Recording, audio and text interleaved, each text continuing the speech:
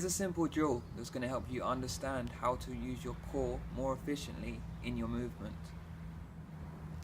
Obviously in martial arts it's very important you understand how your core works and where you're generating your power from as well. So this is a really simple way to help you develop that feeling.